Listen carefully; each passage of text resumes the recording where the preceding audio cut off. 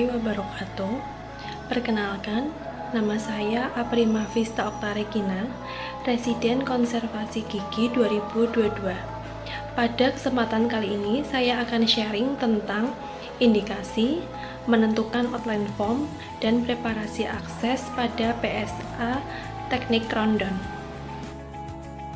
Tujuan pembelajaran pada presentasi ini adalah 1. Mampu mengetahui indikasi PSA Teknik Rondon. 2. Mampu mengetahui kontraindikasi PSA Teknik Rondon. 3. Mampu mengetahui keuntungan PSA Teknik Rondon. 4. Mampu menentukan outline form. Dan yang kelima, mampu mengetahui cara preparasi akses. Indikasi PSA Teknik Rondon. Sebenarnya, semua tipe saluran akar bisa menggunakan PSA Teknik Rondon. Akan tetapi, teknik ini lebih diuntungkan pada saluran akar yang bengkok dan sempit. Seperti halnya PSA Teknik Step Back, untuk PSA Teknik Rondon juga harus memiliki saluran akar yang sudah tumbuh lengkap. Indikasi PSA Teknik Rondon antara lain: 1. Akar sudah tumbuh lengkap. Yang kedua, saluran akar dengan pembengkokan dan sempit. Lalu, adanya penyempitan pada sepertiga saluran akar di apikal. Kemudian, untuk saluran akar yang lurus dan bengkok. Dan yang terakhir adalah saluran akar yang sempit. Sedangkan untuk kontraindikasi PSA Teknik Rondon adalah akar yang belum tumbuh sempurna, itu tidak bisa dilakukan PSA dengan teknik rondon. Lalu adanya kelainan anatomi gigi yang berat, kemudian adanya kerusakan pada jaringan periodontal. Keuntungan PSA Teknik Rondon: yang pertama, mampu membuang penyempitan servikal. Lalu, akses ke apikal lurus. Kemudian, instrumentasi apikal lebih efisien. Irigasi mudah. Pengeluaran debris mudah. Mencegah debris terdorong ke arah apex. Instrumen yang digunakan lebih sedikit. Waktu lebih efisien. Dan yang terakhir, preparasi menghasilkan taper lebih besar. Selanjutnya adalah menentukan outline form. Dalam menentukan outline form, kita dapat melihat tabel letak dan bentuk outline form pembukaan kamar pulpa. Proyeksi outline pembukaan kamar pulpa pada gigi anterior terletak pada permukaan palatal pada gigi rahang atas dan lingual pada gigi rahang bawah. Sedangkan pada gigi posterior terletak pada permukaan oklusal. Pada gigi incisivus, outline form berbentuk triangular membulat pada permukaan palatal gigi dengan dasar segitiga mengarah ke incisal. Sedangkan pada gigi caninus dan premolar, outline form berbentuk oval. Berikut adalah gambar tahapan preparasi akses. Bermula dari pencarian orifice, lalu preparasi akses, dan berlanjut ke preparasi saluran akar. Pada preparasi saluran akar, ada beberapa istilah yang harus kita ketahui, seperti eksplorasi dan ekstirpasi. Eksplorasi adalah mencari jalan masuk ke saluran akar melalui orifice dengan menggunakan smooth broach atau jarum Miller. Sedangkan untuk ekstirpasi adalah pengambilan jaringan pulpa pada saluran akar dengan cara jarum ekstirpasi atau barber broach dimasukkan sedalam 2/3 panjang saluran akar, kemudian diputar 180 derajat searah jarum jam, kemudian ditarik keluar. Cara ini dapat dilakukan berulang apabila dirasakan jaringan pulpa belum terambil seluruhnya. Pada gigi nekrosis, istilah yang digunakan adalah pulp debridement. Selanjutnya, saluran akar diirigasi. Dalam menentukan panjang kerja, ada beberapa cara, yaitu yang pertama adalah dengan radiograf dan yang kedua elektrik.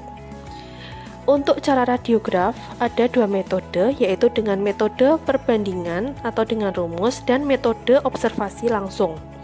Sedangkan untuk elektrik, itu adalah dengan alat root canal meter atau apex locator. Berikutnya, ini adalah gambar panduan akses preparasi kavitas atau preparasi intrakoronal. Yang pertama adalah penetrasi email dengan high speed round bore, lalu exposure ruang pulpa dengan tapered fissure bore, kemudian penyempurnaan ruang pulpa dan pelepasan atap ruang pulpa menggunakan round bore dari dalam keluar. Lalu yang terakhir adalah debridement. Ini adalah gambar instrumen preparasi teknik rundown dengan protaper hand use. Fungsi masing-masing instrumen, yang pertama, file SX untuk preparasi koronal atau coronal flaring, ini bersifat opsional. Kemudian ada file S1 dan S2 untuk preparasi saluran akar, dan ada file F1 sampai F5, ini untuk finishing atau preparasi dan penghalusan saluran akar.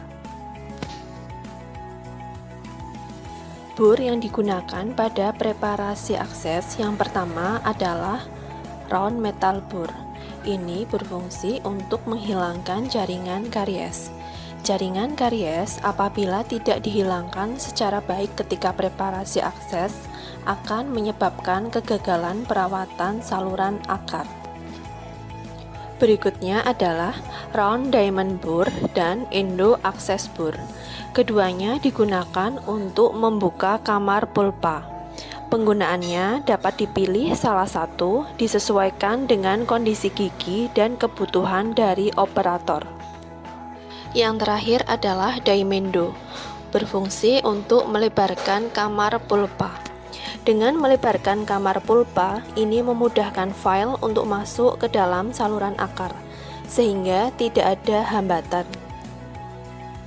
Sebelum melakukan preparasi akses intrakoronal, terlebih dahulu kita membuat garis imajiner yang membagi gigi menjadi 3 bagian. Bagian sepertiga atas, tengah, dan bawah. Kemudian ada yang membagi dari arah vertikal, dari mesial, tengah, dan distal. Outline dari gigi incisivus centralis berbentuk segitiga terbalik. Outline form ini diletakkan pada garis imajiner yang sudah kita buat tadi. Preparasi dimulai dari bidang palatal dengan mengarahkan bor tegak lurus dari bidang palatal hingga menembus kamar pulpa. Tidak lupa outline form berbentuk segitiga terbalik pada bidang ini sesuai dengan area yang telah kita tentukan sebelumnya. Kemudian, bor kita arahkan ke apikal untuk menentukan orifice dan mendapatkan akses yang lurus. Selama melakukan preparasi akses intrakoronal, kita harus melakukan penyemprotan air pada handpiece. Selain itu, selama kita melakukan preparasi akses intrakoronal, juga kita jangan lupa untuk selalu mengevaluasi hasil preparasi agar menghindari terjadinya perforasi.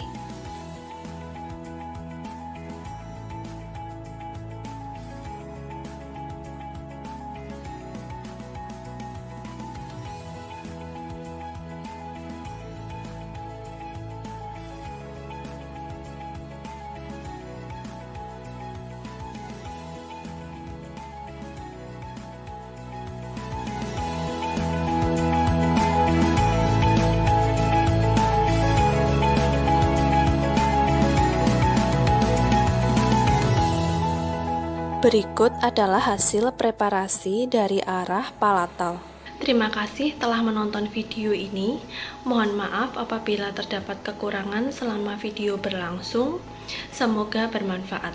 Wassalamualaikum warahmatullahi wabarakatuh.